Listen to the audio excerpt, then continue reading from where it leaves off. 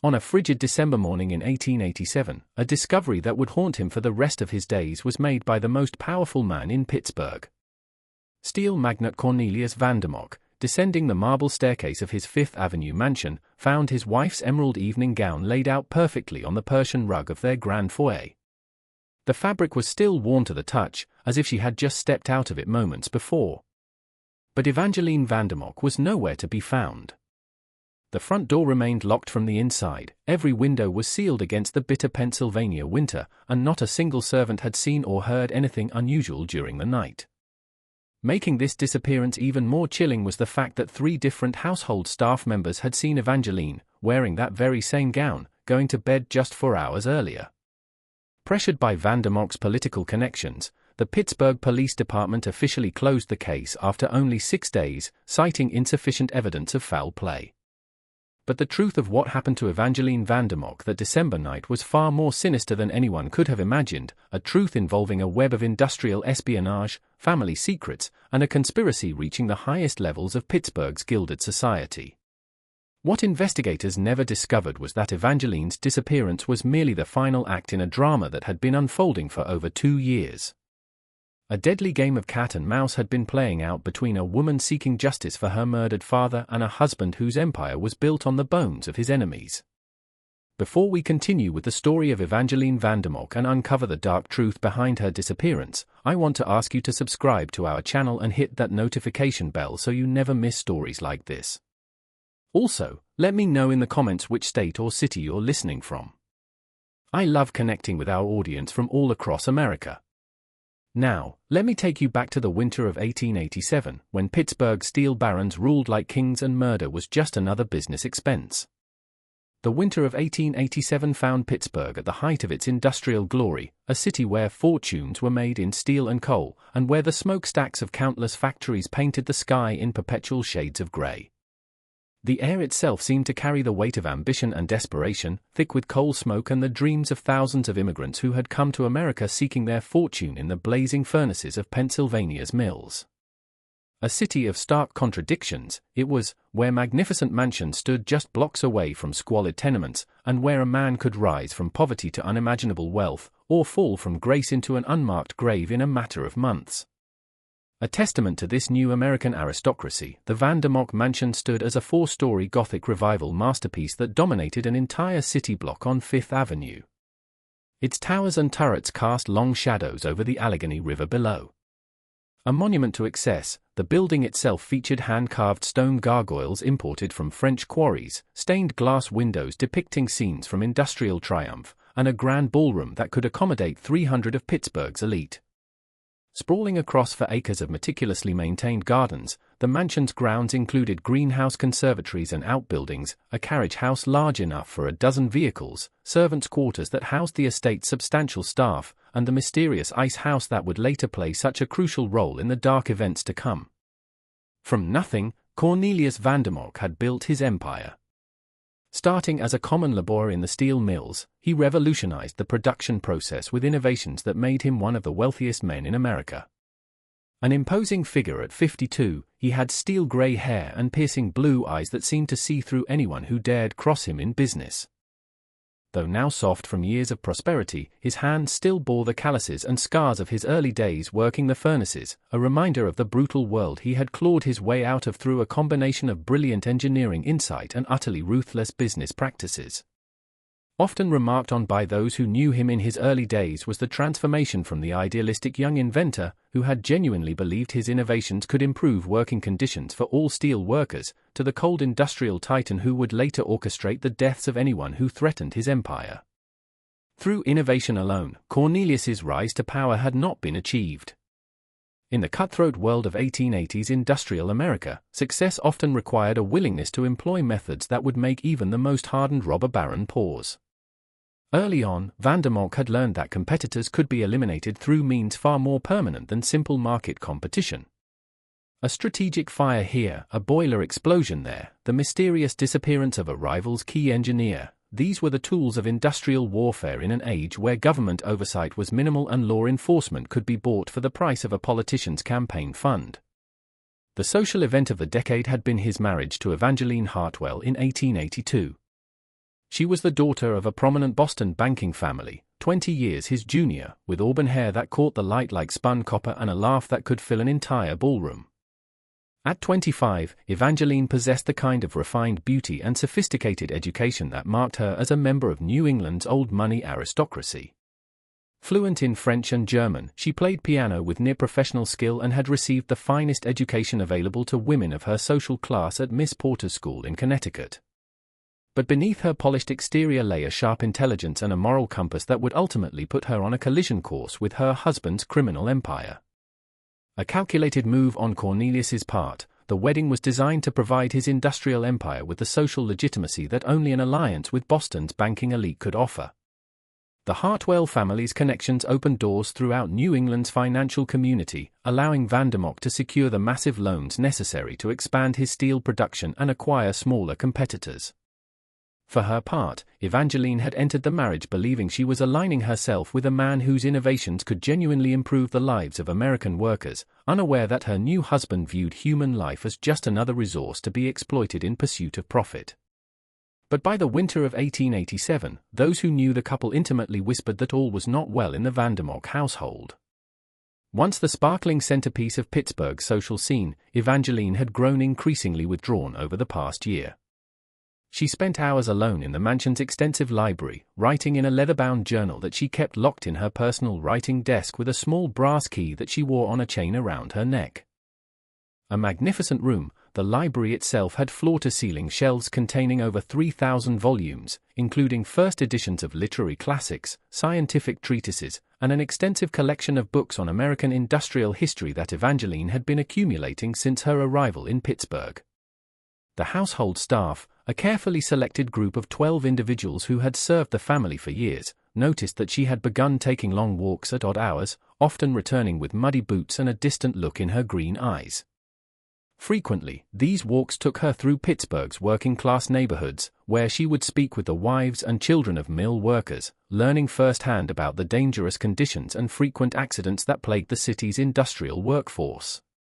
What the servants didn't know was that these conversations were part of Evangeline's growing investigation into the suspicious patterns of industrial accidents that seemed to follow in her husband's wake wherever his business interests led him. Some of Pittsburgh's most trusted servants were employed by the Vandermock estate, each chosen not only for their skills but for their discretion and absolute loyalty to the family. The Irish head housekeeper, Margaret Sullivan, had overseen the mansion's daily operations for nearly a decade after immigrating from County Cork during the devastating potato famine of the 1870s. A woman of fierce intelligence and unshakable moral principles, she possessed qualities that had made her invaluable to the Vandermock household, but would also make her a crucial witness to the strange events surrounding Evangeline's disappearance. The gruff Scottish groundskeeper, Thomas Brennan, had arrived in America with his wife and 3 children in 1868, fleeing the economic devastation that followed the Highland clearances. His family had worked for wealthy Americans since their arrival, and Thomas took immense pride in maintaining the Vandermock estate's grounds to perfection. But his keen eye for detail and intimate knowledge of every inch of the property would reveal disturbing signs that someone had been using the estate for purposes far darker than anyone imagined. As the mansion's butler, Charles Henley served in a position that required him to be present for all of the family's social functions and privy to many of their private conversations. Originally from Philadelphia, Henley had been trained in the finest traditions of English domestic service and prided himself on maintaining the highest standards of professional discretion. But even his carefully cultivated neutrality would be tested by the increasingly bizarre and frightening events that surrounded Evangeline's final months in the mansion. For over 5 years, Dr. Franklin Westbrook had served as the Vandermock family physician, making regular visits to the mansion to attend to both Cornelius and Evangeline's health needs. A graduate of Harvard Medical School and a respected member of Pittsburgh's professional community, Dr. Westbrook had begun to notice troubling changes in Evangeline's behavior and physical condition during the months leading up to her disappearance. His private medical notes, which would later be discovered by investigators, revealed his growing concern about what he euphemistically described as marital difficulties that seemed to be taking an increasingly severe toll on his patient's mental and physical well-being. These were people who prided themselves on discretion and loyalty, making Evangeline's disappearance all the more puzzling to those who knew the rigid hierarchy and watchful eyes that governed every aspect of life in the mansion. With the precision of a fine timepiece, the Vandermock household operated, with every servant knowing their exact duties and schedule down to the minute. This rigid order made it virtually impossible for anyone to enter or leave the mansion unnoticed, a fact that would make Evangeline's mysterious disappearance seem all the more supernatural to those who didn't understand the darker forces at work behind the scenes. The city of Pittsburgh itself seemed to hold its breath during that bitter winter of 1887, as if sensing that the forces of change and violence that had shaped its rapid growth were about to claim another victim. Shockwaves through America's industrial centers had been sent by the recent Haymarket riot in Chicago, and Pittsburgh's own labor movements were growing increasingly organized and militant in their demands for safer working conditions and fair wages. Into this volatile atmosphere came whispers of a secret organization of industrialists who had banded together to maintain their power through any means necessary, including the systematic elimination of anyone who threatened their control over America's growing industrial empire. The events of December 12, 1887, began like any other winter evening in the Vandermock household, with the precise routine that had governed daily life in the mansion for over 5 years. To police, Margaret Sullivan would later testify that she had served dinner to Mr. and Mrs. Vandermock in the formal dining room at precisely 7 o'clock, as was their custom. A masterpiece of Victorian excess, the dining room itself featured a massive mahogany table that could seat 24 guests, illuminated by a crystal chandelier imported from Bohemia and surrounded by oil paintings depicting scenes of industrial triumph that Cornelius had commissioned from prominent American artists. The meal that evening consisted of roasted pheasant, winter vegetables from the estate's greenhouse, and a bottle of French wine from Cornelius's private cellar, an 1878 Chateau Margaux that had cost more than most Pittsburgh workers earned in a month. Margaret noted that Evangeline seemed unusually quiet during the meal, barely touching her food and responding to her husband's conversation with only brief nods and murmurs. But most unusual to the housekeeper was the way Evangeline kept glancing toward the dining room windows, as if expecting to see someone approaching through the snow-covered grounds. She had the look of a woman who knew something terrible was coming, Margaret would later tell Detective Samuel Crawford, her thick Irish accent heavy with emotion. Like she was trying to memorize every detail of the room, as if she knew it might be the last time she'd see it. For his part, Cornelius appeared to be in unusually high spirits that evening, speaking animatedly about a new steel contract he had secured with the Pennsylvania Railroad and his plans for expanding operations into Ohio and West Virginia. But Charles Henley, serving the meal with his characteristic silent efficiency, noticed that despite his cheerful demeanor, Cornelius kept checking his pocket watch throughout dinner, behavior that suggested he was expecting some predetermined event to occur at a specific time. At 9:30, Margaret had helped Evangeline prepare for bed, assisting her into the emerald silk evening gown that she often wore when entertaining at home, though no guests were expected that evening. This detail would later puzzle investigators, as Evangeline typically wore simpler nightclothes when retiring, and the elaborate evening gown seemed entirely inappropriate for a quiet night at home. A stunning creation imported from Paris at a cost of nearly $500, the gown itself had intricate beadwork that caught the light from the gas lamps and created an almost ethereal effect as Evangeline moved. Margaret specifically remembered complimenting the gown's intricate beadwork, and Evangeline had smiled, the first genuine expression of happiness the housekeeper had seen from her mistress in weeks. But along with that smile came something else that would haunt Margaret for the rest of her life. Evangeline had embraced her, holding her tightly for several long seconds while whispering, "Thank you for your kindness, Margaret. You've been like a mother to me these past years." At the time, Margaret had been touched by the unexpected display of affection, but looking back, she realized it had felt very much like a goodbye. She looked almost relieved, Margaret would later tell the police. Like a great weight had been lifted from her shoulders, if you understand my meaning. But there was something else there, too, a kind of terrible sadness, as if she knew she was about to lose everything she held dear. During the preparation for bed, Margaret also noticed that Evangeline was wearing a piece of jewelry she had never seen before, a small silver locket on a thin chain around her neck. When Margaret commented on it, Evangeline had simply said it contained something precious that must be preserved, but she refused to open it or explain its significance. Ornate in design with intricate Celtic knotwork that suggested Irish craftsmanship, the locket seemed strangely out of place among Evangeline's usual collection of expensive but understated jewelry. Making his final rounds of the estate's perimeter at 11 o'clock, Thomas Brennan reported seeing a light in Evangeline's private study on the second floor. Through the frost-covered window, he observed her silhouette seated at her writing desk, her pen moving steadily across paper in what appeared to be urgent, almost frantic writing. This was the last confirmed sighting of Evangeline Vandermock alive, though Thomas would later remember thinking at the time that something about her posture suggested desperation rather than the calm correspondence that usually occupied her evening hours.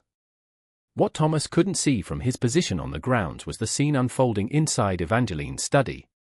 Her private sanctuary, the room was decorated with mementos from her childhood in Boston and filled with the books and personal papers that represented her true intellectual interests.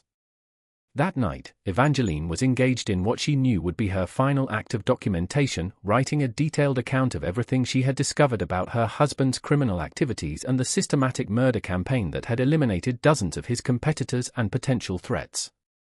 Bearing witness to months of careful investigation, the study itself had photographs, documents, and correspondence hidden behind seemingly innocent books that revealed the true scope of the Pittsburgh Circle's activities. Maps of Pennsylvania and neighboring states were marked with red pins indicating the locations of suspicious industrial accidents, each accompanied by detailed notes about the victims, the circumstances of their deaths, and the business advantages that had accrued to Circle members as a result. At 6 o'clock in the morning, when Margaret arrived to begin her daily duties, she discovered the front door locked from the inside, with the heavy iron bolt that could only be engaged from within the house securely in place. All 12 of the mansion's windows on the ground floor were latched shut, their locks showing no signs of tampering. Margaret tested each one personally, as she had been trained to do during her years of service, and found them all secure with no indication that anyone had attempted to force them open from the outside. The second and third floor windows were too high to access without a ladder, and Thomas confirmed that all ladders remained in the carriage house, undisturbed and covered with a thin layer of snow that had fallen during the night. Its own story was told by the snow itself, a perfect blanket of white that showed no footprints or other signs of disturbance around the mansion's perimeter. If someone had left the house during the night, they had done so without touching the ground. But it was the discovery in the foyer that stopped Margaret's heart and sent Charles Henley running to fetch Thomas from the grounds. There, arranged with almost ceremonial precision on the imported Persian rug, lay Evangeline's emerald gown. Still warm when Margaret touched it, the fabric carried the scent of her signature lavender perfume hanging in the cold morning air like the ghost of her presence, as if Evangeline had only just removed it. With great care, the gown appeared to have been removed, lying flat and perfectly arranged as if it were being displayed for viewing. No buttons were torn, no seams were damaged, and the delicate beadwork remained intact. Beside the gown lay a single piece of paper, a page torn from Evangeline's private journal with only 4 words written in her distinctive handwriting: "The truth must survive."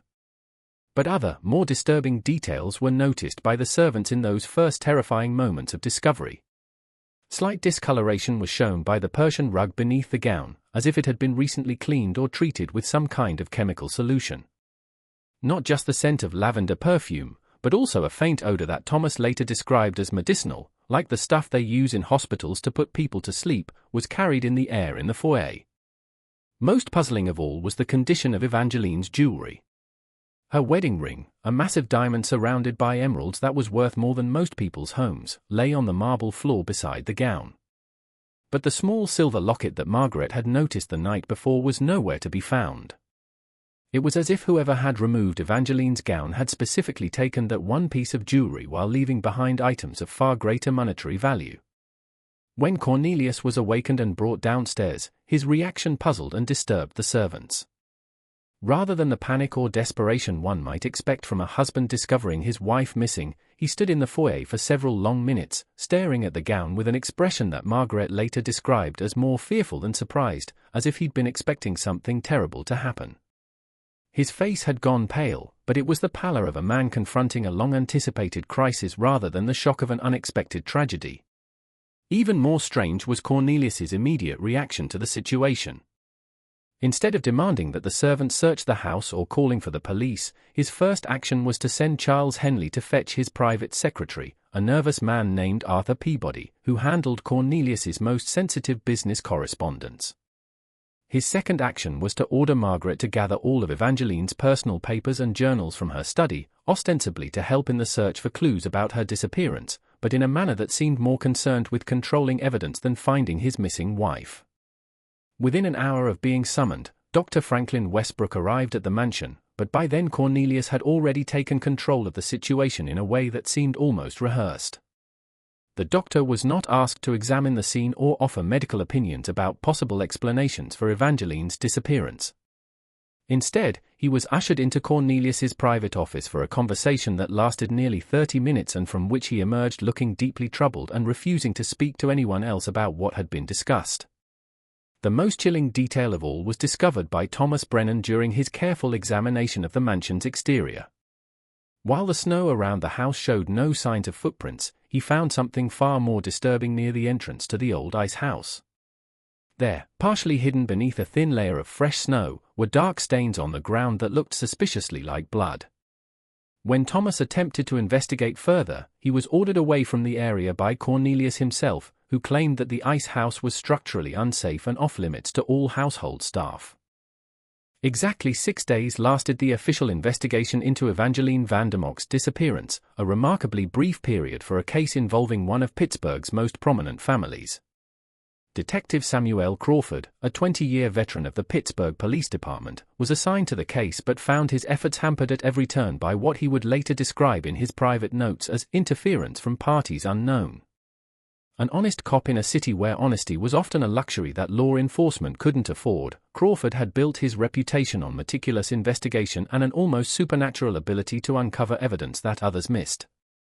A tall, lean man with prematurely gray hair and penetrating dark eyes, he had solved some of Pittsburgh's most challenging cases through sheer persistence and an unwillingness to accept convenient explanations that didn't fit the facts. But the Vandermock case would test every skill he had developed over 2 decades of police work, presenting him with a mystery that seemed to defy logical explanation while simultaneously revealing a conspiracy so vast and well protected that even acknowledging its existence put his life in danger.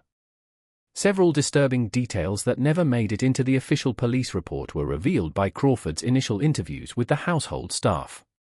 Margaret Sullivan confided that in the weeks leading up to her disappearance, Evangeline had been receiving mysterious visitors, well-dressed men who arrived after dark and departed before dawn, entering through the mansion's service entrance to avoid being seen by neighbors or the main household staff. These meetings always took place in Evangeline's private study, and Margaret noted that after each visit, her mistress appeared increasingly agitated and fearful. Troubling in its specificity was the housekeeper's description of these nocturnal visitors. They were always impeccably dressed in expensive suits and overcoats, spoke with educated accents that suggested upper-class backgrounds, and carried themselves with the confidence of men accustomed to wielding power.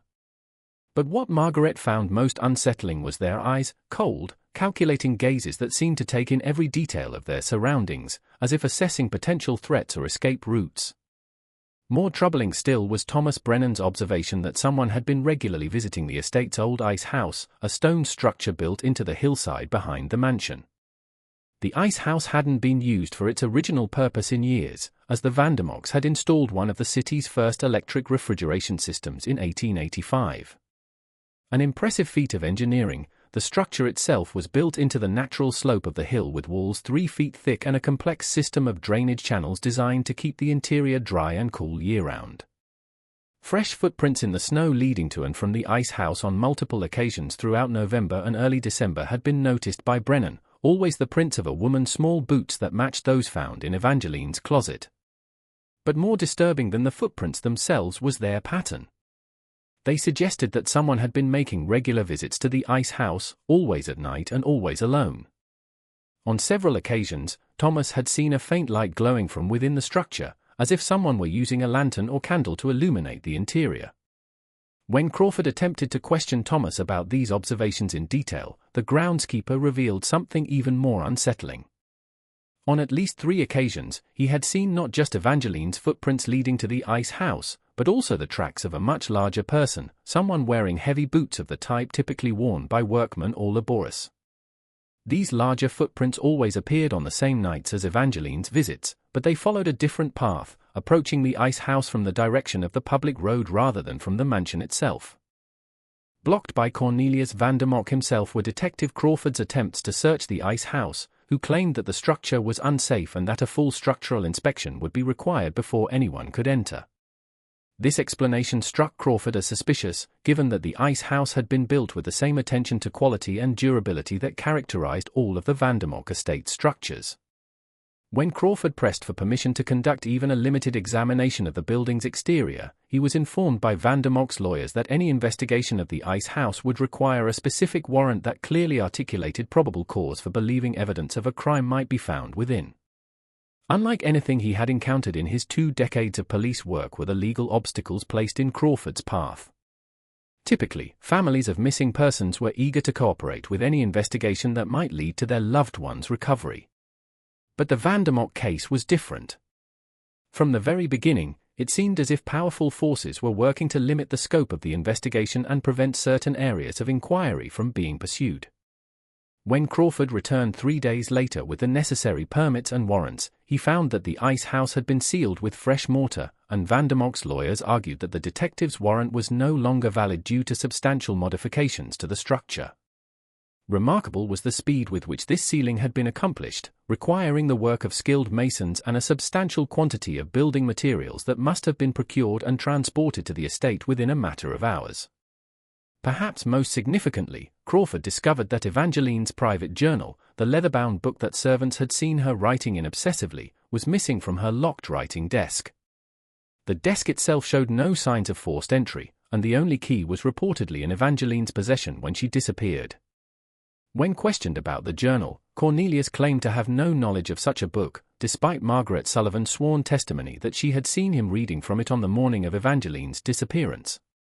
Particularly significant was the missing journal because several servants had described it as containing far more than typical personal reflections or social correspondence. Margaret Sullivan reported that Evangeline had been working on what appeared to be a systematic documentation of some kind, filling page after page with detailed notes, sketches, and what looked like business correspondence. The journal had been thick enough to contain several hundred pages, and Evangeline had been writing in it daily for at least 6 months before her disappearance. A new dimension was taken on by Crawford's investigation when he began to explore Evangeline's background and family history. The Hartwell banking family, once prominent figures in New England society, had apparently suffered a series of financial disasters in recent years that had reduced them from wealth and influence to near poverty in less than 5 years. Particularly suspicious was the speed of this decline and the specific nature of the financial instruments that had caused their ruin. In Boston in 1886, Evangeline's father, Harrison Hartwell, had died under mysterious circumstances. Officially ruled a suicide by hanging, though no note was ever found, and family friends insisted that he had shown no signs of depression or financial despair. Remarkably thin was the Boston Police Department's file on Harrison Hartwell's death, containing little more than a brief report describing the discovery of his body in his banking office and a cursory statement from the coroner attributing his death to suicide while of unsound mind. But details about Harrison Hartwell's death that had never been included in the official Boston police report were revealed by Crawford's investigation. A source within the Boston banking community informed Crawford that Harrison had been working on exposing a complex fraud scheme involving the manipulation of steel industry investments in the weeks before his death. This scheme allegedly involved a consortium of Pittsburgh industrialists who were using inside information about planned industrial accidents to manipulate steel prices and acquire competitors' assets at drastically reduced values. Even more disturbing was the fate of Evangeline's younger brother, Edmund Hartwell. Family friends claimed he had traveled to California to seek his fortune in late 1886, shortly after his father's death, though no one could provide specific details about his departure or his current whereabouts. A promising young attorney who had recently graduated from Harvard Law School, Edmund had been working with his father on investigating the financial irregularities that may have contributed to the family's ruin. A troubling pattern was revealed by Crawford's attempts to trace Edmund Hartwell's movements after leaving Boston. Railroad records showed that a young man matching Edmund's description had purchased a ticket to Chicago in November 1886, but there was no record of him continuing on to California. Hotel registries in Chicago showed that someone using the name E. Harrison had stayed at several different establishments during the winter of 1886 to 1887, always paying in cash and never remaining in one place for more than a few days. A complex web of manipulated investments, fraudulent loans, and coordinated attacks on their business interests that bore all the hallmarks of a systematic campaign of destruction was revealed by the detectives' investigation into the Hartwell family's financial ruin. The timing of these financial attacks coincided almost perfectly with Cornelius Vandermock's courtship of Evangeline, suggesting that her marriage might have been as much about eliminating a potential threat as it was about gaining social legitimacy for Vandermock's industrial empire. But perhaps the most chilling discovery Crawford made during his investigation into the Hartwell family was a pattern of similar financial attacks targeting other prominent families throughout New England and the Mid-Atlantic states. In each case, the targeted families had either owned steel-related businesses, possessed information about steel industry practices, or had been involved in investigating labor conditions or industrial safety issues. And in each case, the family's destruction had been followed by the acquisition of their assets by companies that could be traced back to a small group of Pittsburgh industrialists. Crawford's private notes from this period reveal his growing realization that Evangeline Vandermock's disappearance was not an isolated incident, but rather the latest in a series of eliminations designed to protect a conspiracy that had been operating for at least a decade. Evidence of what appeared to be a secret organization of industrial leaders who had systematically murdered their way to dominance of America's steel industry had been uncovered by his investigation, leaving behind a trail of convenient accidents, suicides, and disappearances that had never been connected by law enforcement agencies operating in different jurisdictions. Staggering in its ambition and ruthlessness was the scope of this conspiracy.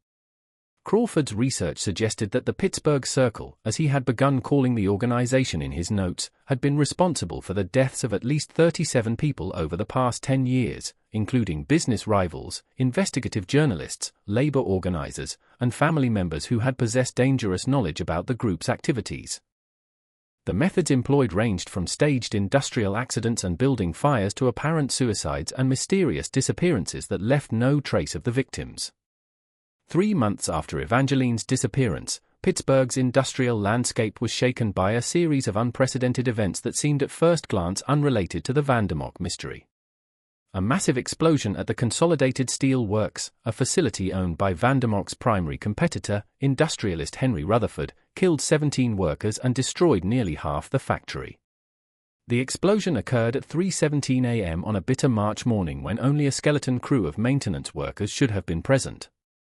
But investigators later discovered that several key engineers and foremen had been working late that night on what Rutherford described as critical production modifications. The official investigation blamed a faulty boiler, but whispers throughout Pittsburgh's working-class neighborhoods suggested sabotage.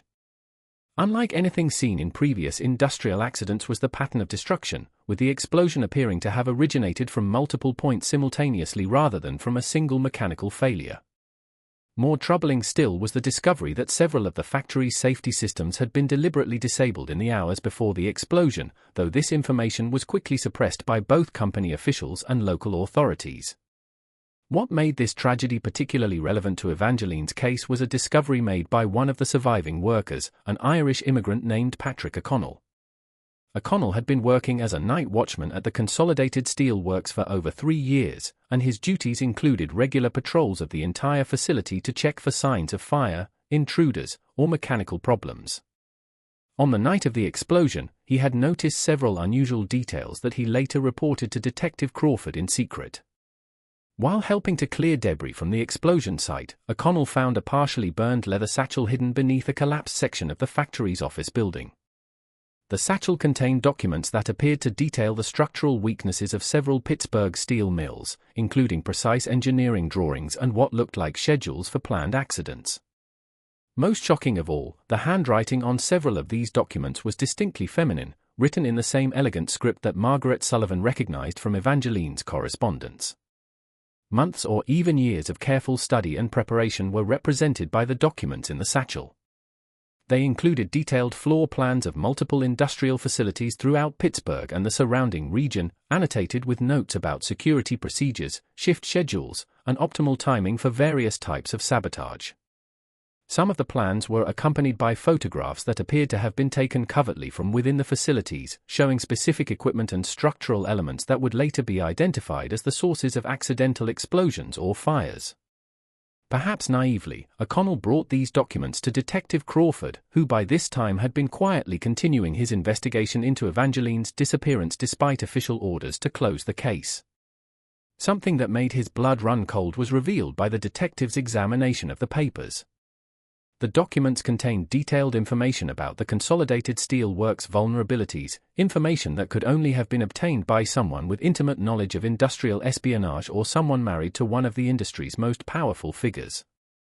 But something even more disturbing than evidence of sabotage was revealed by the documents. Several of the papers contained correspondence between someone identified only as EV and another person referred to as EH. The handwriting of the EV correspondent matched samples of Evangeline's writing that Crawford had obtained from the Vandermock household, while the EH letters were written in a masculine hand that suggested they came from someone with legal or academic training. The tone of these letters was conspiratorial and urgent, discussing plans to expose the circle and bring justice for father. More disturbing still was Crawford's discovery that the explosion at Consolidated Steel Works was not an isolated incident. Over the past 18 months, 7 different steel mills, coal mines, and manufacturing facilities throughout Pennsylvania had suffered mysterious accidents, fires, or explosions. In each case, the damaged facility was either owned by one of Cornelius Vandermock's competitors or had been targeted for acquisition by Vandermock's rapidly expanding business empire.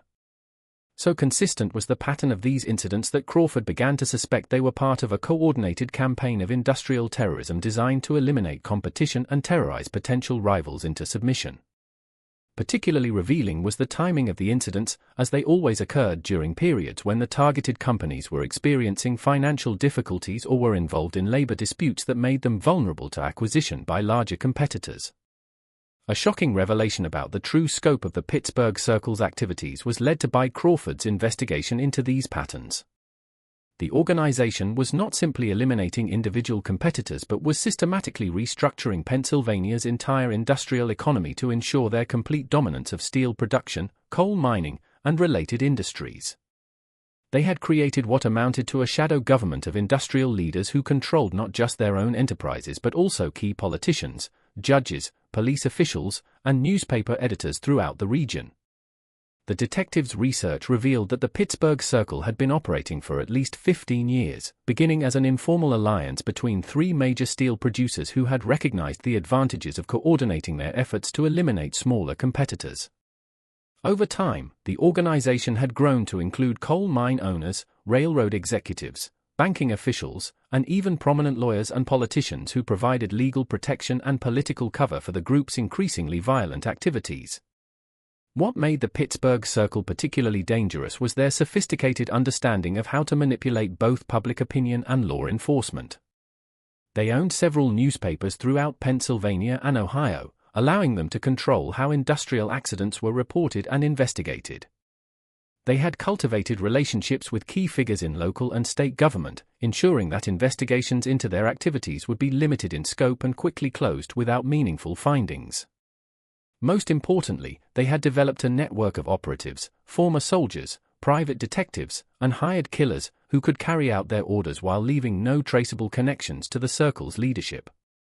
Crawford's investigation into Evangeline's family history revealed that her father, Harrison Hartwell, had stumbled upon evidence of the Pittsburgh Circle's activities while investigating irregularities in steel industry investments for his Boston banking clients. Harrison had been preparing to expose the conspiracy when he was murdered in his office, with his death staged to look like suicide. The same fate had apparently been planned for Edmund Hartwell, but the young attorney had managed to escape Boston before the Circle's operatives could eliminate him. The detective's private notes from this period reveal his growing understanding that Evangeline had somehow learned about her family's true fate and had been conducting her own investigation into the Pittsburgh Circle from within her marriage to one of its founding members. Likely co-conspirators in this investigation were the mysterious late-night visitors to the Vandermock mansion, possibly including her brother Edmund, who may have been working with a small group of reformist journalists and honest law enforcement officials to gather evidence against the conspiracy. But Crawford's most chilling discovery came when he traced the ownership records of several properties that had been purchased by shell companies connected to Vandermock's business interests. One of these properties was a remote farmhouse in Westmoreland County, about 30 miles southeast of Pittsburgh. The property had been purchased in 1886, shortly after Evangeline's marriage to Cornelius began showing signs of strain, and had been maintained as a private retreat away from the scrutiny of Pittsburgh's social elite. When Crawford discreetly visited the property in late April 1888, he found signs of recent habitation that suggested someone had been living there intermittently over the past several months. Modest but comfortable, the farmhouse was furnished with the kind of simple elegance that suggested it was intended as a refuge rather than a primary residence.